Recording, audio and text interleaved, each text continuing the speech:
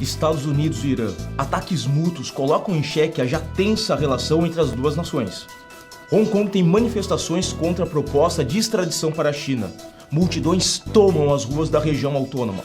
Região sul do Brasil ingressa no inverno de 2019 com temperaturas elevadas. É o El Niño em ação.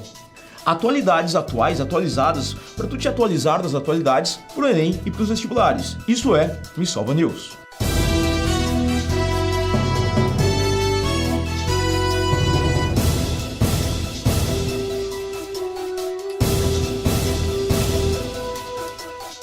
A relação entre Estados Unidos e Irã estremece mais uma vez, deixando o mundo de olho no que pode acontecer e fragilizando ainda mais a tênue relação diplomática entre as duas nações.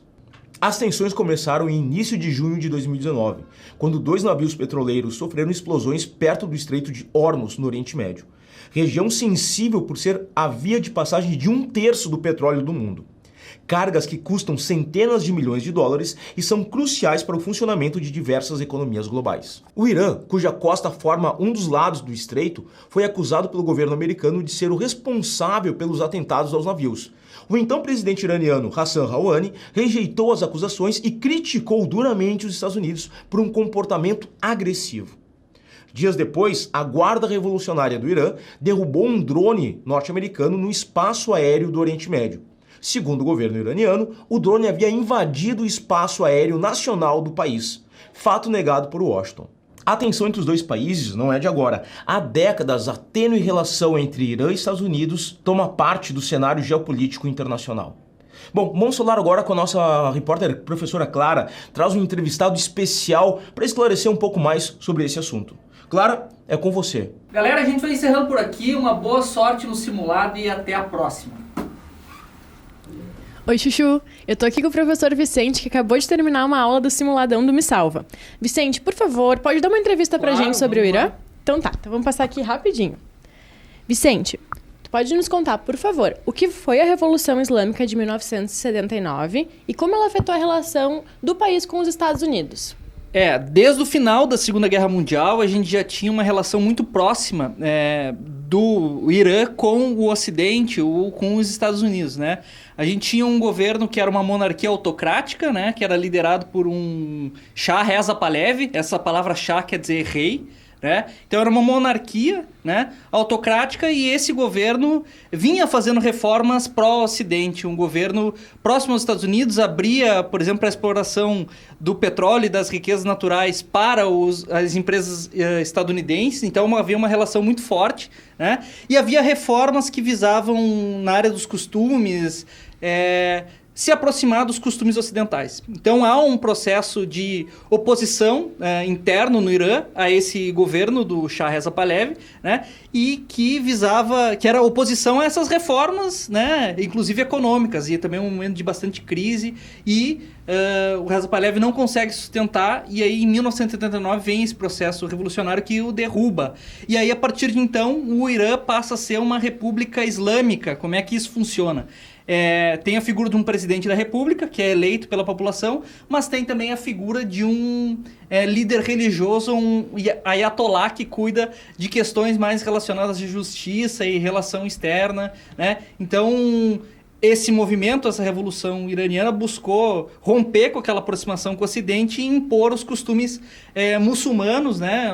Da religião muçulmana no país, né? Inclusive, isso tem resultados, inclusive, nas questões comportamentais da sociedade, né? Então, a partir de então, essa República Islâmica visa romper com aquela aproximação que tinha com o Ocidente a partir do governo anterior. Ah, tá certo. Muito obrigada. E qual a importância do Irã dentro do Oriente Médio? A gente pode dizer que ela tem uma importância geopolítica, porque ela fica numa área no centro do Oriente Médio, né? Próximo de vários países estratégicos e também próximo de vários golfos e mares ali perto, mais ao centro do Oriente Médio também. Então tem um fator de importância geográfica, né? Geopolítica, e tem também a sua importância das riquezas naturais. O Irã é o país que tem grandes áreas de reservas de gás natural e também reservas de petróleo. Então ele tem uma importância geopolítica e também tem uma importância devido às suas riquezas naturais. Perfeito, Vicente. Muito obrigada por falar com a gente. Seguimos com você, Chuchu. Fenomenal, Clara. Muito obrigado. E é um agradecimento especial ao nosso Viking vermelho, nosso Red Viking, professor Vicente. Obrigado. No pano de fundo da situação atual, estão crescentes tensões entre os dois países desde que o presidente americano Donald Trump decidiu retirar o Washington, em 2018, do acordo nuclear internacional firmado com o Irã em 2015, ainda sob o governo de Barack Obama. Apesar da saída norte-americana, Alemanha, França, Reino Unido, Rússia e China permanecem no tratado. Numa postura mais ofensiva, após as recentes acusações americanas, o regime iraniano anunciou o aumento no estoque de urânio enriquecido para além do que havia sido firmado no acordo nuclear de 2015. Desta forma, o país não vai mais estabelecer um limite para o volume do material que produz. Um urânio pouco enriquecido, até 5%, pode ser usado em usinas de energia, mas não em bombas atômicas. Até então, o Irã respeitava o limite de 3,67% do acordo. Recentemente, representantes do governo iraniano afirmaram que o país pode elevar as taxas até 20%. Ainda assim, não seria o suficiente para uma arma nuclear. Porém, intensifica as tensões em relação ao país. Complicado, hein? Mas continuamos de olho e voltaremos a qualquer momento para mais informações. Porém, como diz o ceguinho, segue o braille. Milhares de pessoas tomaram as ruas de Hong Kong no início de junho de 2019 para pedir maior independência do território chinês e mais democracia para a região. A principal pauta das reivindicações é um novo projeto de lei de extradição feito pelo governo local, que possibilitaria suspeitos serem enviados à China continental para serem julgados. Muitos habitantes de Hong Kong o veem como uma tentativa de integrar um pouco mais a região à órbita da China continental e diluir, assim, o sistema de democracia e liberdades que a ex-colônia britânica tem prometido até 2047.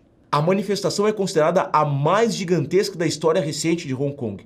Teve a participação de 28% de uma população de 7 milhões de pessoas.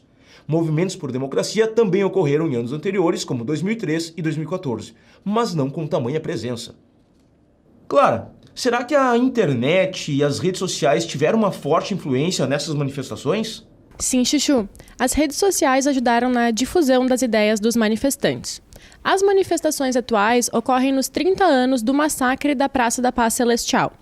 Os protestos da Praça da Paz Celestial foram manifestações que ocorreram na República Popular da China em 1989 e consistiram em uma série de manifestações lideradas por estudantes. Essas manifestações foram duramente reprimidas. E o número de civis mortos fica estimado entre 2.600, segundo a Cruz Vermelha, e 7.000, segundo os manifestantes sobreviventes. Durante as atuais manifestações em Hong Kong, essas vítimas foram celebradas, uma situação impensável no território da China continental. É com você. Obrigado, Clara. E fica aí a dica, né? O passado não se apaga. Não é mesmo, Clara? Hong Kong, antiga colônia britânica, retornou para o controle chinês em 1997. E embora oficialmente pertença à China, a região goza de um sistema legal próprio e certa autonomia política em relação a Pequim, em um arranjo conhecido como um país, dois sistemas. No dia de solstício de inverno de 2019 para o Hemisfério Sul, os estados mais meridionais do Brasil ingressaram na estação com temperaturas acima de 20 graus Celsius. No dia 21 de junho de 2019, quando o Sol incidia perpendicularmente sobre o Trópico de Câncer, marcando o início do inverno para o Hemisfério Sul, os termômetros nos 3 estados da região sul do Brasil registraram temperaturas acima de 20 graus Celsius. Fenômeno fora do comum para tal época do ano. A principal explicação para o fato é que 2019 está sendo marcado pela influência do fenômeno El Niño, que no final de junho favoreceu a intensificação da massa de ar tropical continental, resultando em temperaturas mais altas que a média histórica. Essas temperaturas mais elevadas impediram o avanço de massas de ar frio vindas da região antártica. E assim, provocaram a criação de um grande sistema de baixa pressão atmosférica marcado pela presença de ar quente. Mas no que consiste exatamente o El Niño? A nossa enviada especial, Laura Ávila, direto ao Equador, nos traz mais informações sobre esse fenômeno. Laura, é contigo. Muito bem, Chuchu. Estamos aqui com o professor Oscar Imático, que vai nos ajudar a entender um pouco mais esse fenômeno. Professor Osklin, você pode nos explicar o que é o El Niño? Sim, garota, posso me explicar sim. O El Niño é um fenômeno muito interessante que acontece nas águas equatoriais orientais do Oceano Pacífico. Esse aqui atrás. Essas águas ficam mais quentes que o normal, em torno de 3 a 7 graus Celsius. Isso faz com que a temperatura mais alta aqueça e modifique a temperatura em vários lugares do mundo, inclusive na América do Sul. Sim. E você pode nos dizer a diferença para o Laninha? Não. Poxa, sim, é brincadeira. A Laninha é o fenômeno oposto ao El Niño. O El Niño é o aquecimento anormal das águas do Oceano Pacífico. A Laninha é o resfriamento das águas do Oceano Pacífico, também na região equatorial e oriental do oceano. E todo ano ocorre um deles? Não necessariamente. Ocasionalmente nós temos o fenômeno de El Niño ou da Laninha. Acontece que em alguns anos nenhum deles ocorre, é uma situação normal. E o interessante é que não existe uma periodicidade. Ou seja, em um determinado ano, nenhum dos dois. Em outro ano, pode acontecer o El Niño. Aí no ano seguinte, a Laninha. Aí no outro, o El Niño de novo. E depois a Laninha. E nenhum. E depois o El Niño. Depois o Ninho, El Niño, Laninha, nenhum, Laninha. El Niño, Laninha. Nenhum, El Niño, Laninha. E assim vai sucessivamente. O fato é que quando acontece o El Niño, o aquecimento, ou a Laninha, o resfriamento, as questões climáticas mundiais de todo o planeta são alteradas, principalmente na América do Sul. Sim, isso mesmo. Então tá, obrigado, professor. É um prazer. Voltamos agora para o estúdio do Me Salva News. Obrigada. Espetacular, Laura. Muito obrigado. Esclarecedor e maravilhosa entrevista com essa pessoa ímpar, simpática e querida, que é o professor Osklin Mático. Obrigado. Anos de El Niño marcam o aumento médio das temperaturas nas regiões Norte, Nordeste, Centro-Oeste e Sudeste do Brasil, promovendo maior estiagem nessas áreas em função do bloqueio das massas de ar frio. Essas, por sua vez, tendem a se chocar com o ar mais aquecido em latitudes mais elevadas, um pouco mais ao sul do Trópico de Capricórnio, promovendo assim maior intensidade das chuvas. Me Salva News, sempre com você... Um instante. Certo. Alguns questionamentos surgiram na internet a respeito da validade, da importância de aulas de atualidades para o Enem e para o vestibular em 2019, tendo em vista que algumas provas já foram encerradas e algumas até já entraram para impressão. O Me Salva traz, por meio de uma carta, esclarecer a importância dessas aulas. Abre aspas. O Me Salva vem por meio deste esclarecer que as atualidades abordadas no Me Salva News são organizadas de modo a servirem de gancho para a revisão de conteúdos que recorrentemente são cobrados em provas. É sabido que o fechamento das provas impede que as mesmas abordem temas muito recentes. Não obstante, tais assuntos, quando discutidos na nossa programação, visam remeter o aluno ao conteúdo mais científico, procurando facilitar o entendimento dos mesmos e sua assimilação a partir de uma referência mais palpável e empírica. As atualidades. Fecha aspas. Me Salva News, sapateando na cara das atualidades para que tu esteja preparado para o Enem e para os vestibulares. Até a próxima edição. Beijos de luz.